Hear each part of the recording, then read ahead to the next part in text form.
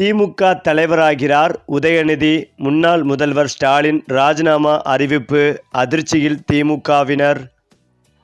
அதாவது திமுகவில் மாவட்ட செயலாளர்களின் எண்ணிக்கையை உயர்த்தி கட்சி அமைப்பை மேலும் வலுப்படுத்த திமுக தலைவர் மு.க. ஸ்டாலின் திட்டமிட்டுள்ளதாக தகவல்கள் வெளியாகி வருகிறது. அதே வேளையில் கட்சி பணிகளை வேகப்படுத்தும் நோக்கத்தில் பல மூத்த நிர்வாகிகளின் மாவட்ட செயலாளர் பதவிகளை பறிக்கவும் தலைமை முடிவு செய்துள்ளதாக அறிவாலய வட்டாரங்கள் தெரிவிக்கின்றன. அதன்படி 70 வயதை கடந்த மாவட்ட செயலாளர்களுக்கு விலக்கு அளித்து அந்த பொறுப்புகளிலிருந்து அவர்களை விடுவிக்க முடிவுகள் எடுக்கப்பட்டுள்ளது. வயது மூப்பு காரணமாக பதவி படிக்கப்படும் இந்த மூத்த தலைவர்களுக்கு தலைமை கழகத்தில் முக்கியத்துவம் அளிக்கும் வகையில் துணை பொதுச் செயலாளர், தலைமை நிலைய செயலாளர் போன்ற கௌரவ பதவிகளை வழங்க ஸ்டாலின் திட்டமிட்டுள்ளதாக கூறப்படுகிறது. இந்த 70 வயது வரையறை லிஸ்டில் ஏவா வேலு, எஸ். ரகுபதி, அனிதா ஆர். ராதாகிருஷ்ணன், கே.எஸ்.ஆர். ராமச்சந்திரன், செஞ்சி கே.எஸ். மஸ்தான் உட்பட சுமார் 13 முக்கிய மூத்த நிர்வாகிகள் இடம்பெற்றுள்ளார்கள் என்பதும் குறிப்பிடத்தக்கது. கட்சியில் இளைஞர்களுக்கும் புதிய முகங்களுக்கும் அதிக வாய்ப்பளிக்கும் வகையில் மாவட்டங்களை பிரித்து புதிய மாவட்ட செயலாளர்களை நியமிக்கவும், சீனியர்களுக்கு தலைமை கழகத்தில் பொறுப்புகளை வழங்கி அவர்களை வழிநடத்த வைக்கவும் இந்த அதிரடி மாற்றங்களை மேற்கொள்ள திமுக தலைமை தீவிரமாக ஆலோசனை நடத்தி வருகிறது. அந்த வகையில் 2026 சட்டமன்ற தேர்தல் முடிவுகளுக்கு பிறகு திமுகவில் அமைப்பு ரீதியான மாற்றங்களை மேற்கொள்வதற்கான பணிகள் தீவிரமடைந்துள்ளதாக தகவல்கள் சொல்லப்படுகிறது. கட்சியின் மாவட்ட அமைப்புகளை அதிகரிப்பது முதல் மூத்த நிர்வாகிகளின் பொறுப்புகளை மாற்றுவது வரை பல்வேறு மாற்றங்கள் குறித்து திமுக தலைமை ஆலோசனை செய்து வருகிறது. அதே நேரத்தில் திமுகவின் அடுத்த தலைமுறையை மையப்படுத்தும் வகையில் உதயநிதி ஸ்டாலினுக்கு கூடுதல் அதிகாரம் வழங்குவது குறித்தும் ஆலோசனை நடைபெற்று வருவதாக தகவல்கள் சொல்லப்பட்டு வந்தாலும், குறிப்பாக திமுகவில் மீண்டும் செயல் தலைவர் பதவியை உருவாக்கி உதயநிதியை அந்த பொறுப்பில் நியமிப்பது குறித்து கட்சிக்குள் பேசப்பட்டு வருவதாகவும் சொல்லப்படுகிறது. 2026 சட்டமன்ற தேர்தலில் ஏற்பட்ட தோல்விகளை தொடர்ந்து திமுகவின் கட்சியின் செயல்பாடுகள் குறித்து விரிவான ஆய்வுகள் மேற்கொள்ளப்பட்டது. தொகுதி வாரியாக கட்சி நிர்வாகிகள், வேட்பாளர்கள் மற்றும் களப்பணியாளர்களிடம் கருத்துக்களும் பெறப்பட்டன.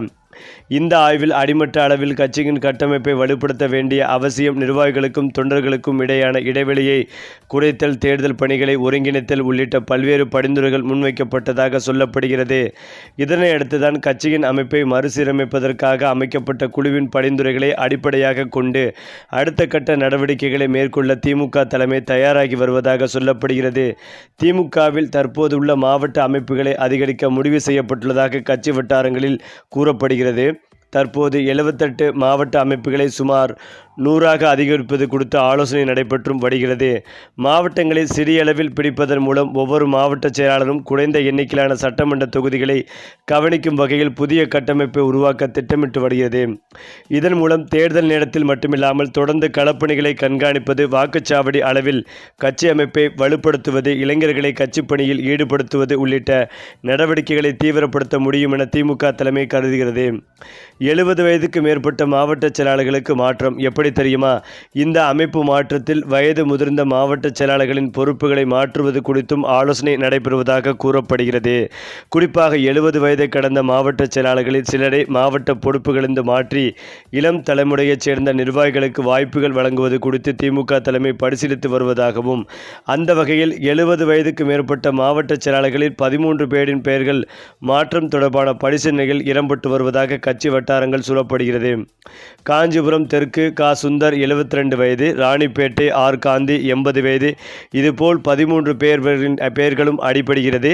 இருந்தாலும் வயது மட்டுமே அடிப்படையாக கொண்டு இந்த மாற்றங்கள் மேற்கொள்ளப்படாது என்றும், தேர்தல் செயல்பாடு, தொகுதியில் கட்சியின் நிலை, நிர்வாகத்திறன் உள்ளிட்ட பல்வேறு அம்சங்கள் கணக்கில் எடுத்துக் கொள்ளப்படும்.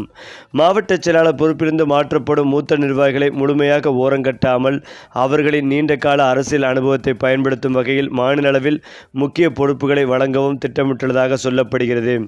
துணை பொதுச் செயலாளர், தலைமை நிலை செயலாளர், அமைப்பு செயலாளர் உள்ளிட்ட பொறுப்புகளில் சிலருக்கு வாய்ப்புகள் வழங்கப்படலாம். இதன் மூலம் ஒருபுறம் மூத்த நிர்வாகிகளின் அனுபவத்தை பயன்படுத்திக் கொள்ளவும், மறுபுறம் மாவட்ட அளவில் புதிய தலைமுறைக்கு வாய்ப்புகள் வழங்கவும் திமுக தலைமை திட்டமிட்டுள்ளது.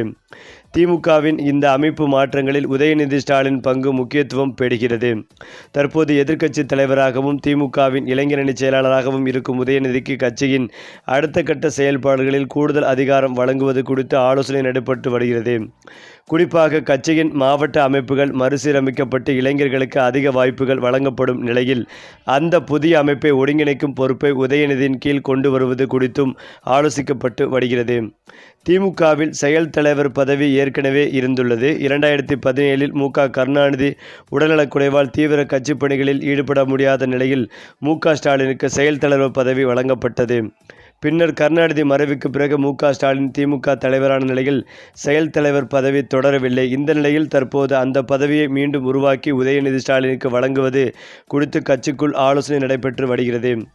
இதற்கான இறுதி முடிவு எடுக்கப்பட்டால் மு.க. ஸ்டாலின் கட்சி தலைவராக தொடரும் நிலையில் உதயநிதி செயல் தலைவராக கட்சியின் அன்றாட அமைப்பு மற்றும் தேர்தல் பணிகளை ஒருங்கிணைக்கும் வகையிலான அதிகார மையம் உருவாகலாம் என்றும் எதிர்பார்க்கப்படுகிறது.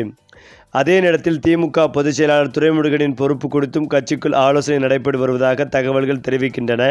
வயது காரணமாக துரைமுருகனின் செயல்பாடுகளில் மாற்றம் தேவைப்படுவதாக கட்சிக்குள் கருத்துக்கள் எழுந்துள்ள நிலையில் அவருக்கு மாற்றாக மற்றுமொரு மூத்த தலைவரை பொதுச் செயலாளர் பொறுப்புக்கு கொண்டு வருவது குறித்தும் ஆலோசனை நடைபெறுகிறது. அதே சமயம் துரைமுருகனுக்கு கட்சியின் உயர்மட்ட அளவில் வேறு முக்கிய பொறுப்பு வழங்கப்படுவதற்கான வாய்ப்பும் இருப்பதாக சொல்லப்படுகிறது. உதயநிதியைப் போலவே கனிமொழி கருணாநிதியின் அடுத்த கட்ட பொறுப்பும் திமுகவின் அமைப்பு மாற்றத்தில் கவனம் பெறும். தற்போது துணை பொதுச் செயலாளராக இருக்கும் கனிமொழிக்கு கட்சியின் அமைப்பு மற்றும் கொள்கை ரீதியான பணிகளில் கூடுதல் முக்கியத்துவம் வழங்கப்படுமா என்ற எதிர்பார்ப்பும் நிலவி வருகிறது.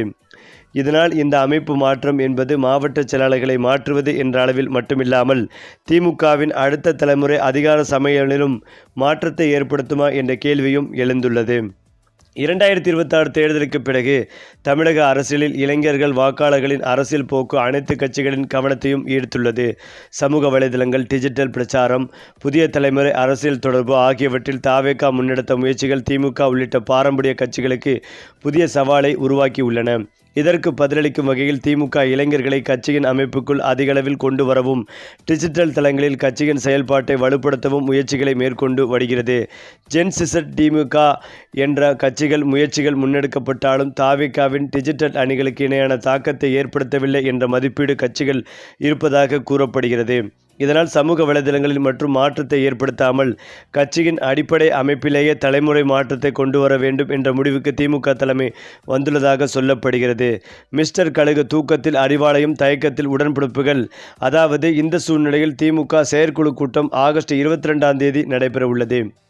இந்த கூட்டத்தில் தேர்தல் தோல்விக்கு பிறகு மேற்கொள்ளப்பட்ட உள்ள அமைப்பு ரீதியான மாற்றங்கள் குறித்து முக்கிய முடிவுகள் எடுக்கப்படலாம் என்றும் மாவட்டங்களின் எண்ணிக்கையை அதிகரிப்பது, புதிய மாவட்ட செயலாளர்களை நியமிப்பது, மூத்த நிர்வாகிகளுக்கு வழங்குவது, இளைஞர்களுக்கு அதிக வாய்ப்பு அளிப்பது உள்ளிட்ட பல்வேறு விவகாரங்கள் குறித்து செயற்குழுவில் விவாதிக்கப்படலாம் என்றும் இதன் பிறகு பொதுக்குழுவை கூட்டி முக்கிய அமைப்பு மாற்றங்களுக்கு ஒப்புதல் பெறுவதற்கான நடவடிக்கைகள் மேற்கொள்ளப்படலாம் என்றும் திமுகவின் முப்பெரும் விழா ஆண்டுதோறும் செப்டம்பர் மாதத்தில் நடைபெறும் நிலையில் அதற்கு முன்பாக கட்சியின் அமைப்பு மாற்றங்கள் குறித்து முக்கிய அறிவிப்புகளை வெளியிட தலைமை திட்டமிட்டுள்ளதாக சொல்லப்படுகிறது. இவற்றின் மிகப்பெரிய உச்சமாக மு.க. ஸ்டாலின் தலைமையின் கீழ் உதயநிதி ஸ்டாலினை செயல் தலைவராக கொண்டு வந்து கட்சியின் அடுத்த தலைமுறை கட்டமைப்பை இப்போதே உருவாக்க திமுக தலைமை திட்டமிட்டுள்ளது. அதன் பேரிலேயே எப்போது வேண்டுமானாலும் முன்னாள் முதல்வரான ஸ்டாலின் அவர்களும் ராஜினாமா செய்ய இருப்பதாக ஒரு தகவல் பரவி வருகிறது. ஆனால் இது குறித்த அதிகாரப்பூர்வ தகவல் வெளிவரவில்லை என்பதும் குறிப்பிடத்தக்கது. திமுக